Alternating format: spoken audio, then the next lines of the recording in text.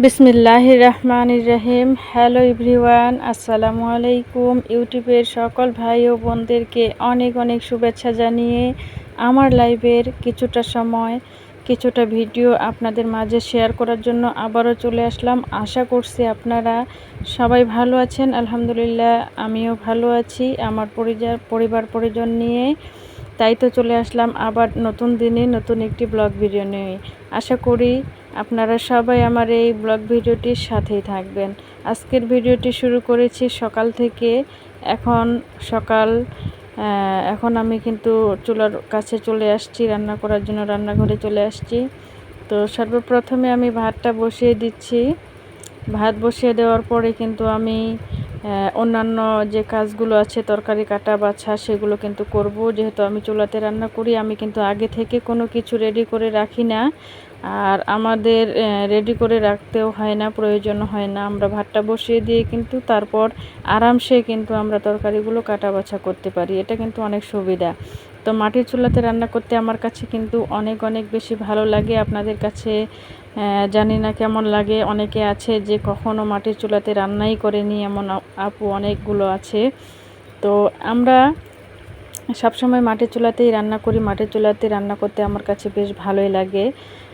রান্না করতেও অনেক মানে বিরক্ত বোধ কখনোই হই না। তো বসে কিন্তু আরামসেই রান্না করা যায়। তো আসলেই আমি কিন্তু সবসময় মাটির চুলাতেই রান্না করি। তারপরে রান্নাবান্না শেষ হওয়ার পরে, খাওয়া দাওয়া শেষ হওয়ার পরে আমার হাজব্যান্ড চলে গেল দোকানে। আর আমি তো এখন আমার সংসারের কাজকর্ম গোছাগুছি শুরু করে দিয়েছি। তো এখন আমি জানালাটা একটু লাগিয়ে দিচ্ছি। তার মানে হচ্ছে পাশে একটু সমস্যা আছে। তো সেই কারণে আমি কিন্তু জানালাটা অফ করে দিলাম। দেওয়ার পরেই আমি কিন্তু এখন বিছানার চাদরটা উঠিয়ে নিয়েছি। নেওয়ার পরে কিন্তু অন্য আরেকটা বিছানার চাদর বিছিয়ে দিচ্ছি।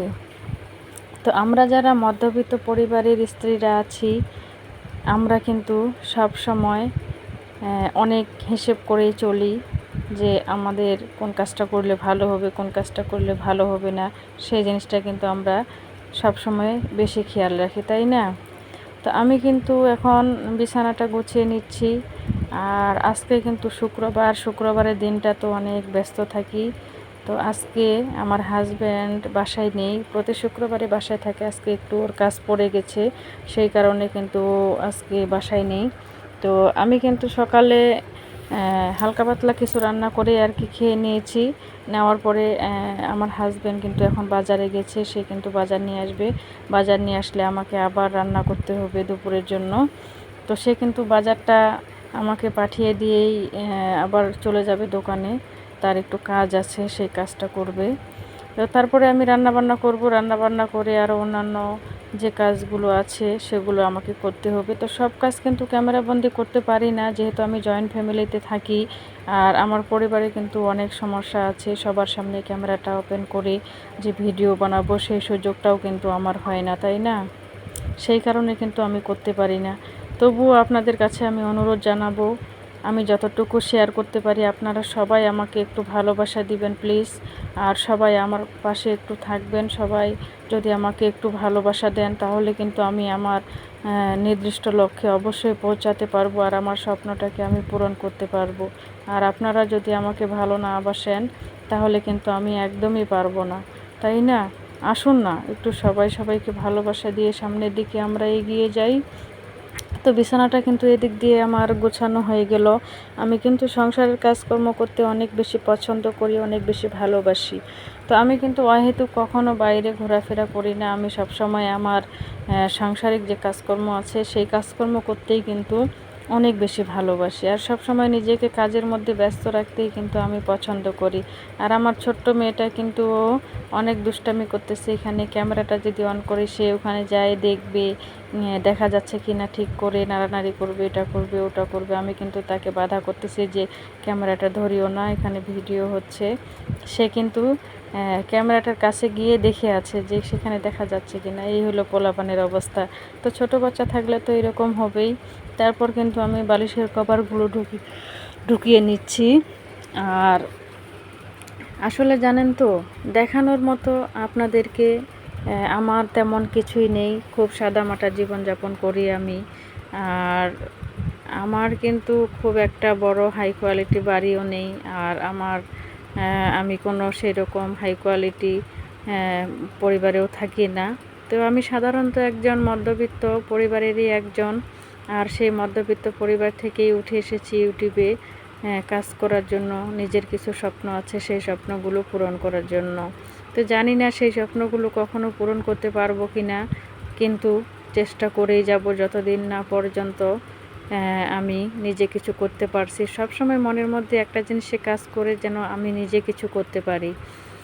আসলে এই জিনিসটা আমার সবথেকে বেশি কাজ করে, যে আমি যদি নিজে কিছু করতে পারি, আমার স্বামীকে যদি একটু সহযোগিতা করতে পারি, তার পাশে যদি একটু দাঁড়াতে পারি, তবেই কিন্তু আমি নিজেকে ধন্য মনে করব।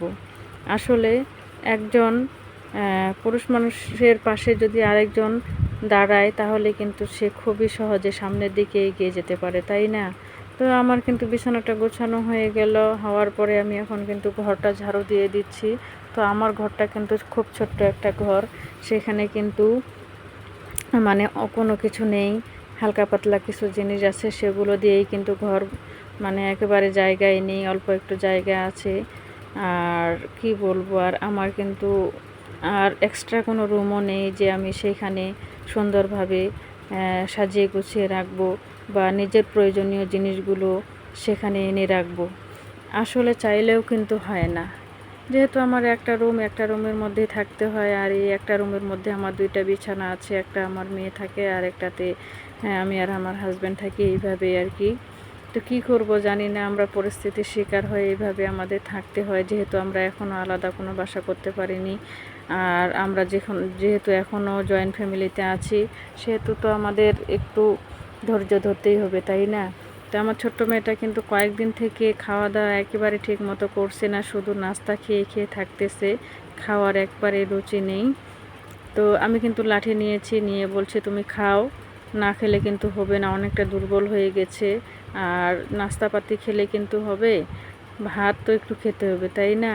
তাই কিন্তু ভাত নিয়ে বসে পড়লাম, আর পাশে কিন্তু একটা লাঠি নিয়েছি, যে তুমি খাও, তাহলে তোমাকে মারবো না। সে কিন্তু লাঠির ভয়ে খাচ্ছে। তো এই হলো আমার জীবন। আর আমি খুবই সাদামাটা একটা মানুষ, সাদামাটা একটা মেয়ে। সাধারণতই আমার বৈশিষ্ট্য, আমি সবসময় সাধারণভাবে চলাফেরা করতে অনেক বেশি পছন্দ করি, আর অনেক বেশি স্বাচ্ছন্দ্য বোধ করি। আমার কাছে কিন্তু খুবই ভালো লাগে সাধারণত। আমি যেমন ঠিক সেই রকমই, কিন্তু আমি অন্য কারোর দিকে কখনো দেখি না যে সে কীরকম। আমি সবসময় আমি কেমন সেটা নিয়েই সবসময় থাকতে চেষ্টা করি। তো এই হলো আমার জীবন। আপনারা সবাই আমার জন্য দোয়া করবেন, আমি যেন সবসময় সাধারণভাবেই জীবনযাপন করতে পারি। তারপর কিন্তু বিকেলবেলা বাইরে কাপড়গুলো শুকাইতে দিছিলাম, তো সেই কাপড়গুলো নিয়ে আসলাম এখন ঘরের মধ্যে। কাপড়গুলো আনার পরে আরও আমরা অন্যান্য কাজ করেছি। তো মেয়েকে পড়াইছি, পড়ালেখা করার পরে কিন্তু আমরা একটু অবসর সময় পেলাম। আমি কিন্তু খাওয়া দাওয়া করে নিয়েছি এর ফাঁকে অফ ক্যামেরাতে। আর আমরা সবাই খাওয়া দাওয়া করার পরে আমি কিন্তু একটা পান খাচ্ছি। পান খেতে খেতে আমার বড় মেয়ে আর আমার ছোট মেয়ে, আমরা কিন্তু সবাই মেঝেতে বসে পড়েছি। আর আমার বড় মেয়ে আমরা কিন্তু খেলতেছি পাথর দিয়ে, ও কিন্তু পাথর নিয়ে আসছে। তো আমরা কিন্তু ছোটোবেলায় এই পাথরগুলো দিয়ে খেলতাম, অনেক বেশি আনন্দ করতাম, অনেক বেশি ভালো লাগতো। তা আমার মেয়েকে আমি শিখিয়ে দিচ্ছি যে আমরা ছোটোবেলায় এগুলো খেলতাম। আর এখন তো তারা বাইরে বেশি খেলা করে না, তারা তো সব সময় ঘরের মধ্যে থাকে, মোবাইল দেখে, গেম খেলে, এটা করে ওটা করে। আর আমরা যখন ছোট ছিলাম আমরা কিন্তু অনেকটা সময় পেয়েছিলাম, তাই না? আমরা বাইরে কিন্তু বেশি খেলাধুলা করতাম, অনেক ভালো লাগতো সেই মুহূর্তগুলো। মনে হয় যে এখনও অনেক মিস করি। এখনকার বাচ্চা কাচ্চা কিন্তু আমাদের মতো সেই সময়গুলো পায় না।